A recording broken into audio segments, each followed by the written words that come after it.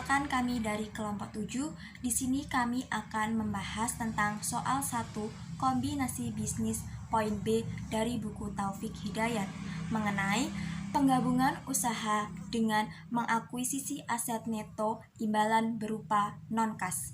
Sebelum ke pembahasan, perkenalkan saya Putri Rahmawati, NIM 195221053.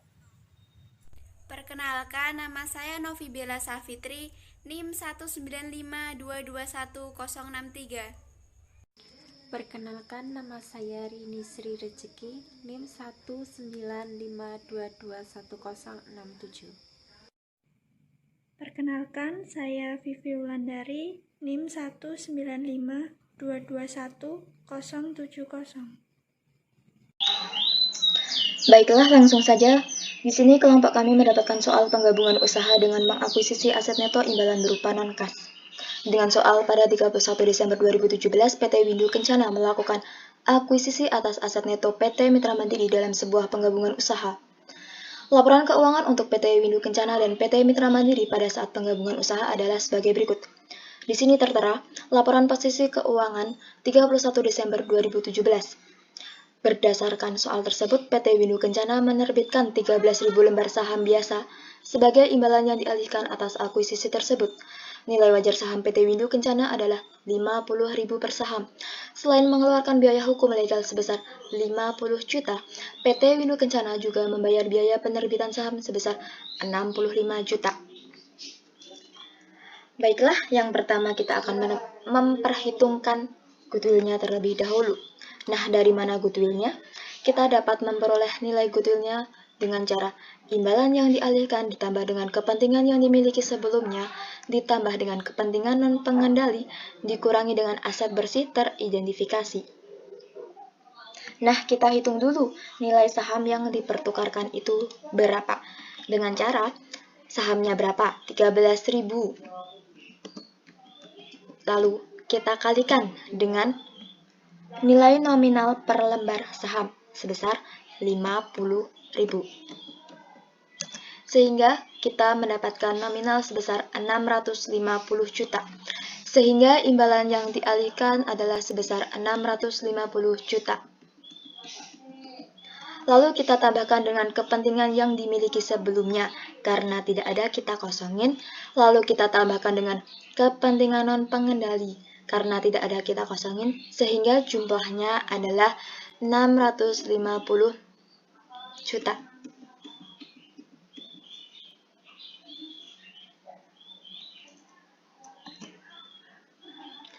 Lalu kita kurangkan dengan aset bersih teridentifikasi. Nah, dari mana aset bersih teridentifikasi ini? Dari nilai wajar aset, lalu kita kurangkan dengan liabilitas sehingga kita mendapatkan nominal aset bersih teridentifikasi. Nah, dari mana nilai wajar aset ini? Kita dapat melihat dari laporan posisi keuangan. Nilai wajar dari aset ini kita tambahkan semua dulu. Nilai wajar kas sebesar 180 juta ditambahkan dengan nilai wajar piutang usaha sebesar 115 juta.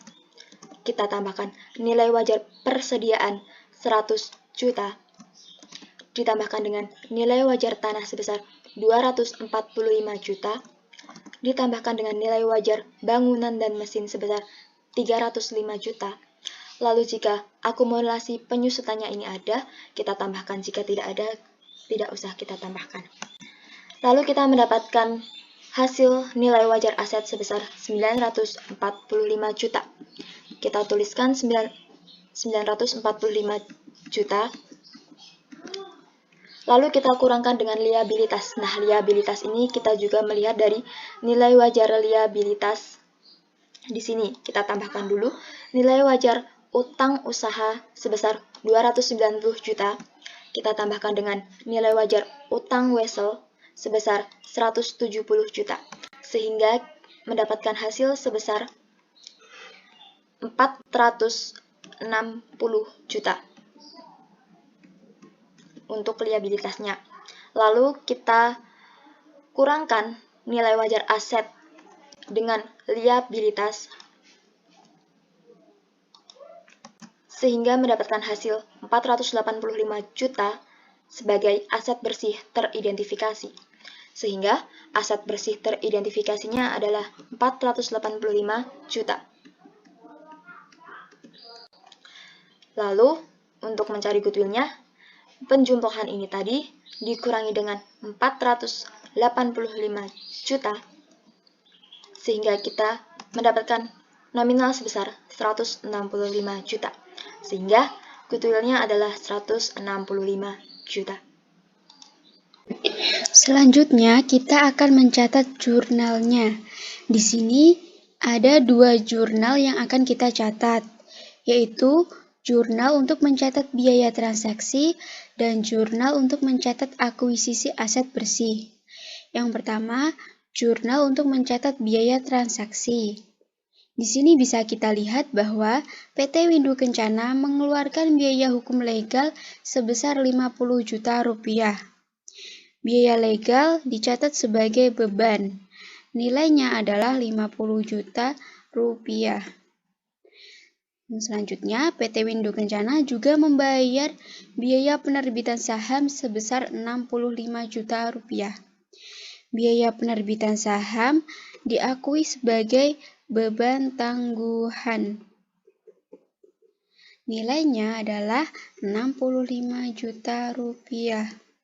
Sehingga kas yang dikeluarkan adalah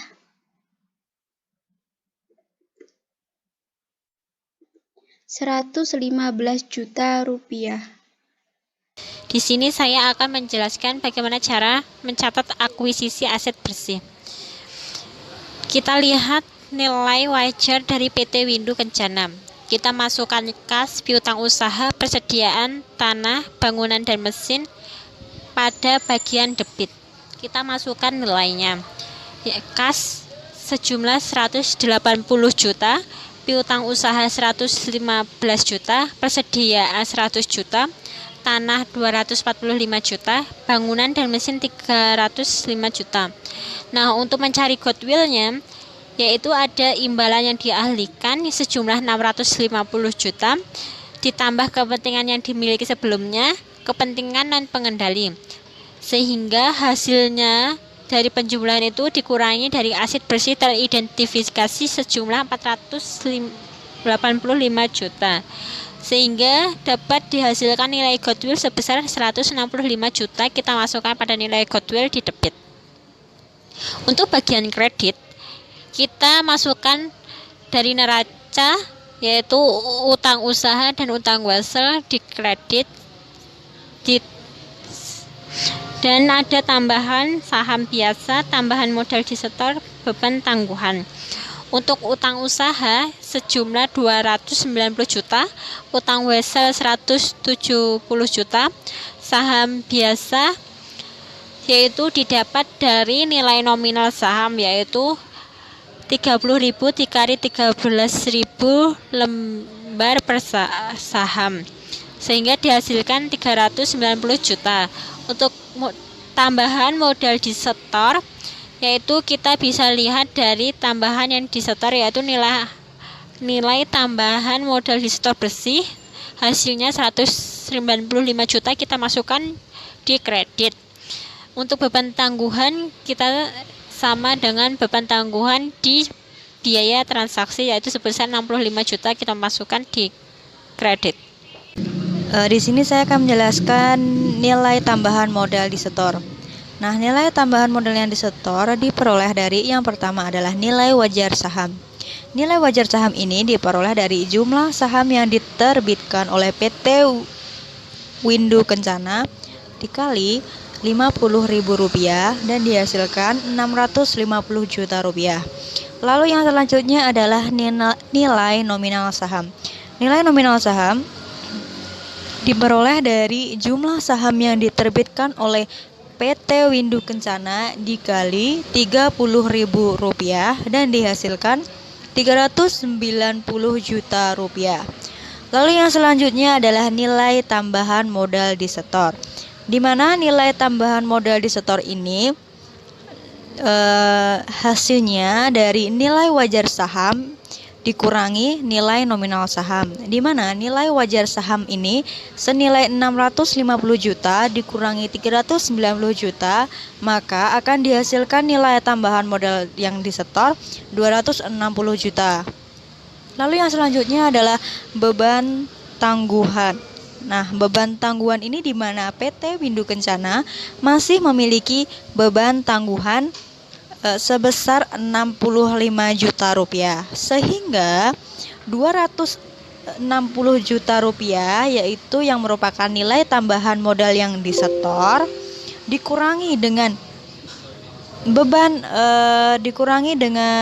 beban tangguhan, maka akan mendapatkan hasil nilai tambahan modal disetor bersih senilai 195 juta rupiah. Baiklah, sekian yang dapat kami sampaikan. Kurang lebihnya kami mohon maaf. Wassalamualaikum warahmatullahi wabarakatuh.